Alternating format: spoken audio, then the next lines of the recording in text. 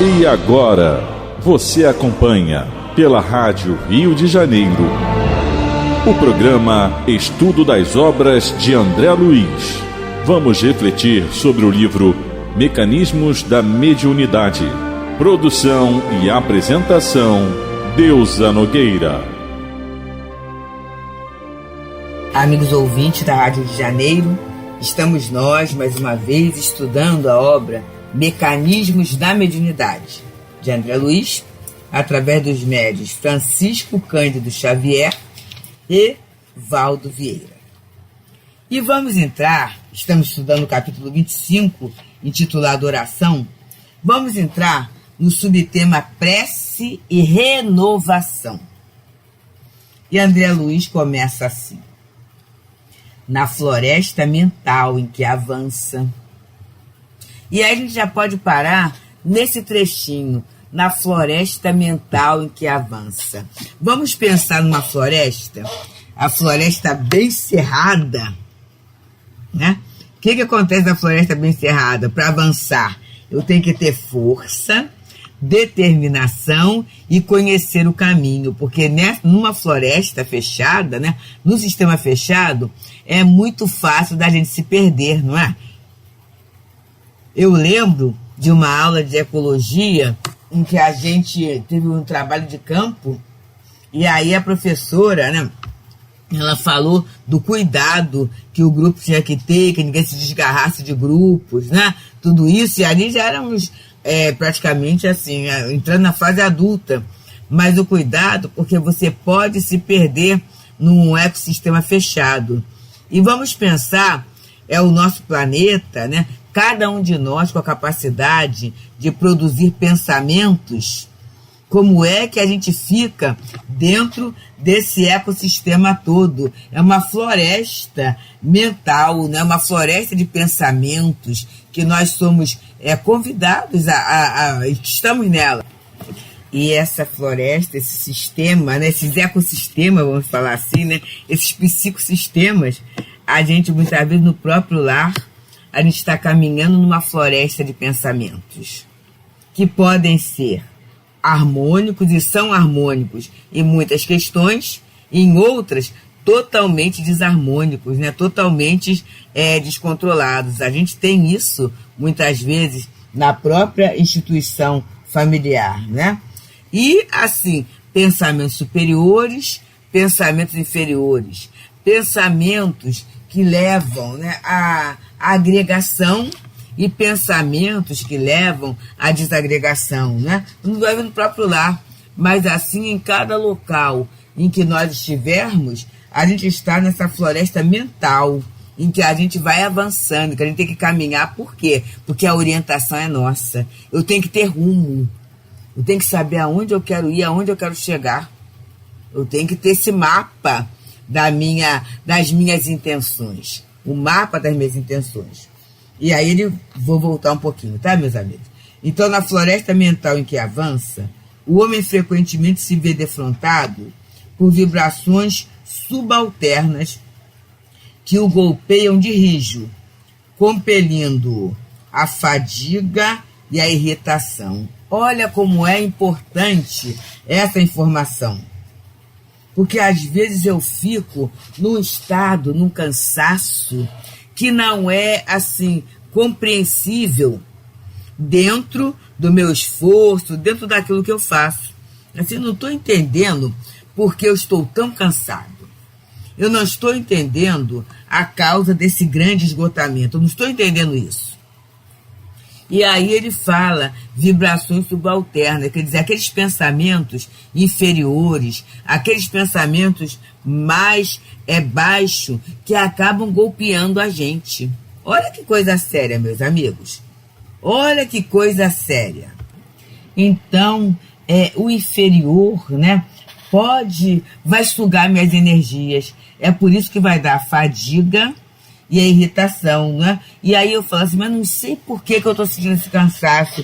Eu posso dividir com os irmãos que eu andei sentindo assim uma fadiga, assim, interessante, assim, sem justificativa em atividade que eu tivesse feito. E aí a gente tem que ter muito cuidado, que parece que uma coisa detona a outra, a fadiga levando a irritação. É fácil que essas coisas aconteçam, né? Então a gente tem que estar muito vigilante, né?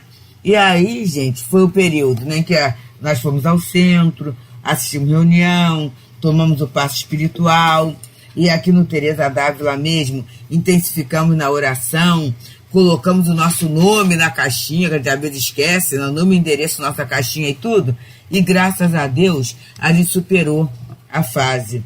Quer dizer, e no momento em que estamos caminhando, em que há muita insatisfação, a gente observa muita dúvida, muita insatisfação, muita irritação pela própria posição planetária, né? Pelos próprios acontecimentos que existem no planeta. Então, a gente pode assimilar esse fluido, né?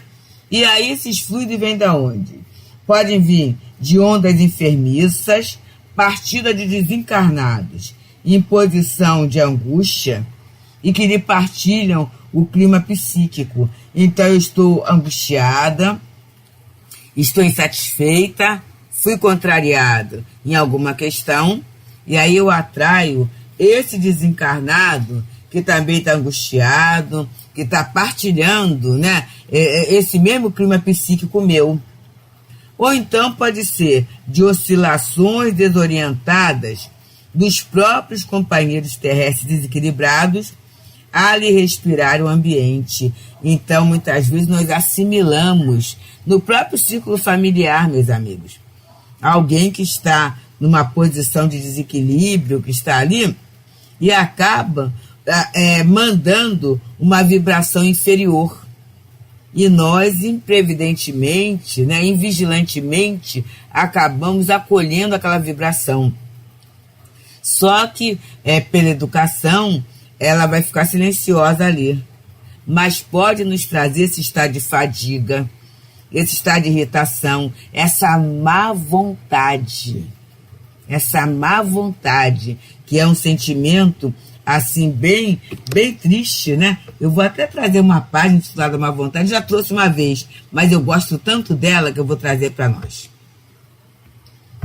É a lição 67 do Pão Nosso de Emmanuel, através do Chico Xavier, em que o dito bíblico era uma carta de Paulo aos Efésios, que fala assim: não vos comuniqueis com as obras infrutuosas das trevas. Olha Paulo falando dessa comunicação. E essa comunicação é através do pensamento mesmo, essa floresta mental que André Luiz fala e que Paulo fala dessa comunicação. E aí, Emmanuel fala assim: má vontade gera sombra. A sombra favorece a estagnação. A estagnação conserva o mal. O mal entroniza a ociosidade. A ociosidade cria a discórdia. A discórdia desperta o orgulho. O orgulho acorda a vaidade. A vaidade atiça a paixão inferior. A paixão inferior provoca a indisciplina. A indisciplina mantém a dureza de coração. A dureza de coração impõe a cegueira espiritual. A cegueira espiritual conduz ao abismo. Entregue às obras infrutuosas da incompreensão, pela simples má vontade, pode o homem rolar indefinidamente ao precipício das trevas. Então, é essa assimilação desse pensamento, né, dessa vibração subalterna, que pode ser, não é? A gente falou de desencarnado, mas pode ser de um encarnado que partilha o nosso ambiente. Aí ele diz: todavia, tão logo se envolva nas vibrações balsâmicas da prece, ergue-se-lhe o pensamento aos planos sublimados, de onde recolhe as ideias transformadoras de espíritos benevolentes e amigos, convertidos em vanguardeiros dos seus passos na evolução. Então ele está falando aqui a prece como uma forma de nós mudarmos a sintonia, mudarmos de canal. já que vamos entrar em relação, em contato com as esferas superiores, as vibrações elevadas, emanadas por esses espíritos superiores. E aí, logo após Emmanuel, no mesmo livro, né, aliás, antes, ele foi na lição 66, Pão Nosso, de Emmanuel, intitulado Boa Vontade. Olha só, que é uma fala de Paulo aos Efésios, também 5:15. E ele fala aqui, ó: vede prudentemente como andais. Então a gente está vendo que Paulo está ligado, né? Quer dizer, o André Luiz se ligou a essa expressão de Paulo quando ele nos fala lá da vigilância, vigiarmos a orientação que a gente está dando na vida da gente. Que orientação estou dando na minha vida? As coisas estão caminhando sem que eu pense nessa orientação. Então, boa vontade. Vede prudentemente como andais. Paulo aos Efésios 5:15. E aí ele vem. Boa vontade descobre trabalho. Trabalho opera renovação. Renovação encontra o bem. O bem revela o espírito de serviço. O espírito de serviço alcança a compreensão. A compreensão ganha a humildade. A humildade conquista o amor. O amor gera renúncia. A renúncia atinge a luz. A luz realiza o aprimoramento próprio. O aprimoramento próprio santifica o homem. O homem santificado converte o mundo para Deus. Caminhando prudentemente, pela simples boa vontade, a criatura alcançará o divino reino da luz. É fantástico, né, gente? É fantástico a gente observar a beleza da boa vontade na vida de cada um de nós. E aí vamos pensar na boa vontade como essa mudança de canal, né? E vamos olhar a má vontade como um sinal de perigo. É um sinal de perigo. É o sinal vermelho na vida da gente. Eu tenho que parar. O que está me dando uma má vontade? E essa má vontade pode ser assim: não estou com vontade de nada. Não estou com vontade de estudar, não estou com vontade de trabalhar, não estou com vontade de comer, de dormir, de nada. Não vamos olhar isso como algo natural, não. Vamos olhar isso como algo que precisa ser tratado, precisa ser cuidado rapidamente. E aí a gente tem na prece esse ponto de sintonia, né? Esse ponto de a gente recolher as ideias transformadoras desses espíritos benevolentes e amigos que se converteram, né, em vanguardeiros de nosso espaço na evolução. É a tarefa deles, eles gostam muito de cuidar de nós. A gente é que muitas vezes pela rebeldia não quer ser cuidado. Então, meus queridos, estamos aqui nesse espaço generosamente cedido pela Rádio Rio de Janeiro, ainda na época do nosso amado Gerson Simões Monteiro. Foi um espaço que foi concedido para estudarmos a obra de André Luiz sem pressa. A fala do Gerson era essa. Falou para Berenice, sem pressa. Vão estudando capítulo a capítulo, caminho a caminho, vendo, né, a correlação com outras obras da codificação. E assim a gente veio estudando. Estamos agora no Mecanismo da Mediunidade, nesse capítulo 25, intitulado Oração, que com certeza, meus queridos, é um desses temas qualificadores da nossa existência. Com certeza. É um desses temas assim, definidores da nossa existência. E é existente para todos nós. Ainda há pouco, né, há uns dias, nós conversávamos com o Eduardo Araújo, e ele falou assim: nossa, André Luiz deve estar lá pertinho de você. Que eu falei assim: é uma obra difícil, não é uma obra fácil. Tanto Evolução em Dois Mundos quanto o Mecanismo da Mediunidade são obras em que André Luiz ele usa muito a terminologia científica, que pessoalmente, eu já falei com os companheiros, é algo que eu não domino. A gente estuda muito. Mas aí a gente estuda para conversar, para passar para os irmãos, mas a gente também trabalha no nosso próprio íntimo. quando ele fala aqui, sempre tem muita coisa a aprender, meus amigos. Orientação à nossa própria vida, porque a gente às vezes segue uma rotina interessante. E aí a rotina, a gente vai administrando, fazendo aquilo que aparece, sem tomarmos, assim, a perfeita consciência dessa responsabilidade diante da nossa própria existência, diante da nossa própria vida. A gente vai caminhando, e a gente vai fazendo, e a gente vai andando. Então, quando ele falou isso, eu falei assim, meu Deus do céu, olha só, a gente tem que... E como os espíritos têm falado muito pra gente a respeito do que a gente possui ao tempo, né?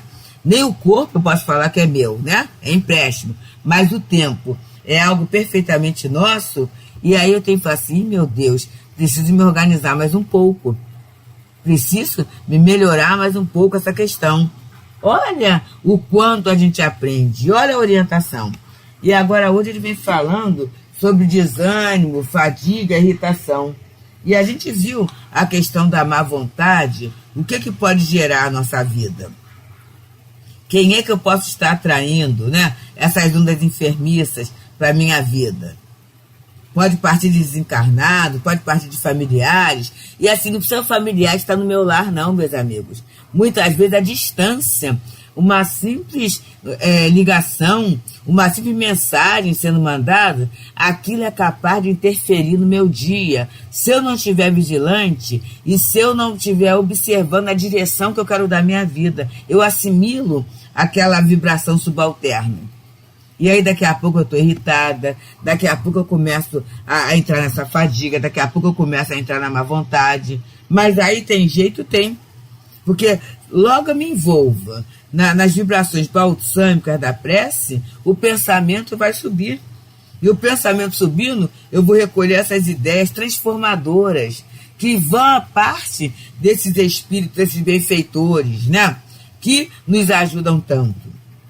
E aí André Luiz continua nos falando. Orar constitui a fórmula básica da renovação íntima, pela qual o divino entendimento desce do coração da vida para a vida do coração. Lindíssimo, né? E aqui André foi bem poético, né, gente? Olha só. Orar constitui a fórmula básica da renovação íntima, pela qual o divino entendimento desce do coração da vida para a vida do coração. Então, na verdade, é de Deus, né, que vem para a nossa vida individual, para a nossa vida particular. E aí ele continua nos esclarecendo. Semelhante atitude da alma, porém, não deve, em tempo algum, resumir-se a simplesmente pedir algo ao suprimento divino. Porque a gente muitas vezes, quando fala em prece, né, a gente pensa logo nos petitórios. E aí eu vou pedir alguma coisa. E quase sempre, queridos, coisas materiais, né? Coisas materiais. Ah, Senhor, que eu consiga administrar minha casa. Ah, Senhor, que eu consiga chegar bem ao meu local de trabalho, né? E aí são petitórios relevantes? Claro que são, porque a gente está encarnado e, por enquanto, a administração do lar, né? A administração dos recursos, fazer o trabalho direitinho, né? Ter a tranquilidade para chegar bem ao ponto de destino. São situações que se nos impõem. São situações que fazem parte dessa nossa rotina, desse nosso dia a dia. Não tenhamos dúvida. Mas, ele vai dizendo que a gente deve pedir, acima de tudo, a compreensão quanto ao plano da sabedoria infinita traçada pelo seu próprio aperfeiçoamento. E aí vamos parar e pensar um pouquinho, meus amigos. Eu tenho consciência que esta minha vida, essa vida minha, essa oportunidade que eu estou tendo, é um plano traçado pela sabedoria divina para o meu aperfeiçoamento. Essa dificuldade que eu estou passando agora, seja na saúde, seja na vida financeira, seja no meu momento social. Eu tenho consciência que isso vai me levar ao aperfeiçoamento. E essa compreensão que é difícil, meus amigos. Quando algo nos sobra é uma visão. Quando algo nos falta é uma outra visão. Então, essa compreensão desse plano da sabedoria divina, e se eu sei que é aperfeiçoamento, vai doer, dói, claro que dói, meus amigos. Mas mesmo doendo, eu vou perceber que Deus está no controle. Eu vou perceber que se Deus é amor, esse planejamento reencarnatório, né, foi feito por amor. E se foi feito por amor, é para o meu bem, é para o meu progresso, é para o meu crescimento, é para a minha elevação. E aí eu vou passar sim, mas como quando eu for a um dentista para um procedimento doloroso, ou a um médico que vai ter um procedimento doloroso, e o médico fala assim, olha, vai doer um pouco sim, mas daqui a pouco você nunca mais vai ter esse incômodo. A partir daí você vai saber o que é saúde. E a gente não se submete? E a gente não fica feliz? Porque a gente tem a certeza de que vai melhorar, de que vai ficar saudável. Então é assim, meus amigos, que a gente vai aproveitando esse plano da sabedoria infinita e compreender. Compreender é assim, como é que eu estou? Por que eu estou passando por isso agora? Por que está doendo tanto agora? É a compreensão desse plano que eu preciso ter na minha alma, né? Essa compreensão desse plano, para quê? Para viver bem, para até ajudar. E aí ele fala, né? De maneira a aproveitar o ensejo de trabalho e serviço no bem de todos, que vem a ser o bem de si mesmo. Então a alma, quando ela pede, né? A compreensão quanto ao plano da sabedoria infinita, traçada para o próprio aperfeiçoamento, né? Por quê? Que ela quer aproveitar esse ensejo, essa oportunidade de trabalho e serviço no bem de todos, porque a alma começa a entender que o bem de todos é o bem dela mesma. Então essa compreensão faz com que ela mude de nível, né? Com que ela eleve o seu patamar, com que ela eleve a sua visão de mundo, a sua visão de vida, a sua visão do próprio tempo vivido. Então é isso, meus amigos, que a gente peça, e a gente pode pedir mesmo que Deus é nosso Pai, e Ele sabe que mesmo que eu não peça, eu estou querendo pedir. Ele sabe, Ele nos conhece. Mas que a gente peça muito a Deus a compreensão do nosso plano de vida, a compreensão desse momento que eu estou vivendo, esse momento difícil ou este momento agradável. Senhor, por que será que eu estou vivendo esse momento agradável, de alegria, de fartura? Como é que eu posso fazer isso? Como é que eu posso distribuir essas bênçãos no bem de todos? Porque muitas vezes, né, isso que está sendo bom pode melhorar. Desde que eu aprenda a compartilhar, que eu aprenda a ouvir, que eu aprenda a vibrar pelo bem do outro, pelo melhor do outro. É todo um processo que pode ser feito, que muitas vezes eu não tenho a visão. Mas a prece, esse contato com o superior, vai me abrir a visão acerca de mim mesma, acerca do momento em que eu estou vivendo, acerca do ambiente em que eu estou vivendo, das pessoas que me cercam, para que eu não ande às tontas, para que eu não ande às cegas, né? Para que eu ande realmente bem. E andando bem, eu serei feliz. Muita paz para todos, meus amigos. Pensemos nisto. A Rádio Rio de Janeiro apresentou o programa Estudo das Obras de André Luiz. Produção e apresentação, Deusa Nogueira.